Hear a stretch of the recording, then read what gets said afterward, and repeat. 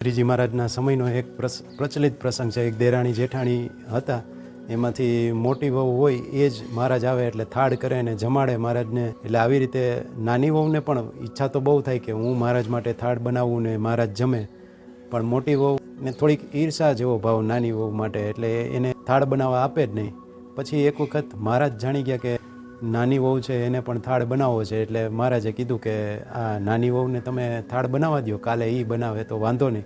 એટલે મોટી વહુ કે એને ક્યાં આવડે છે, એ કે ભલે ને વાંધો નહીં. એટલે પછી પરાણે બનાવવા દેવો પડ્યો મોટી વહુએ, અને નાની વહુએ થાળ બનાવ્યો. પણ મોટી વહુને ખબર હતી કે જો મહારાજ એક દિવસ આના હાથનું જમી જશે ને તો પછી રોજ આના જ વખાણ કરશે ને પછી પોતાને થાળ બનાવવાનો મોકો નહીં મળે. એટલે એ જ્યારે બનાવતા હતા ત્યારે એમાં અમુક જગ્યાએ મીઠું વધારે નાખી દીધું, ને જે ચૂરમું કે શીરો હોય એમાં કાકરી નાખી દીધી. નાની વહુ થોડીક આડાઅવડી થઈ હોય ત્યારે આ કરી નાખ્યું.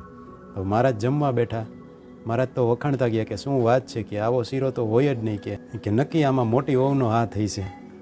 એટલે પછી એ બધો જમી ગયા, થોડો કંઈ રહેવા ન દીધો પ્રસાદ માટે. કારણ કે પછી જો એ નાની વહુ ખાય તો એને અંદરથી કોચવાય કે મહારાજ માટે આવું થયું, એ આવું જમી ગયા. એટલે આવી રીતે 2-3 દિવસ હાલી ગયું. હવે આમ જોવા જાવ તો મોટી વહુ હોય એને પ્રભુ જ માને છે, છતાંય નાની વહુ પ્રત્યેની ઈર્ષાને કારણે આવું કરે છે. આ પ્રસંગ મચ્છિયાઓના ફૈબા જે હતા એની સાથે કદાચ સંલગ્ન હોય અને આવી રીતે વર્ણવાયેલો હોય એવું બની શકે.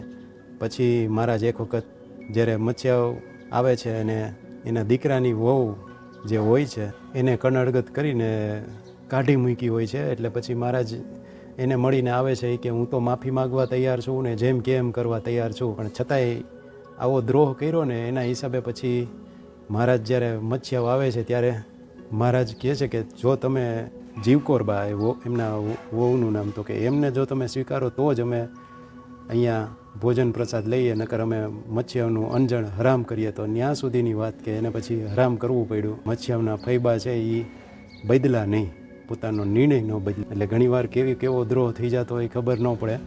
લાગે આપણને કે 2 નામ ઓછા લેવાય એ ચાલે, પણ કોઈનો અભાવ અવગુણ ન લેવાય એ વધારે જરૂરી છે. મેઇન સ્વભાવ ઉપર ધ્યાન દેવાની જરૂર હોય.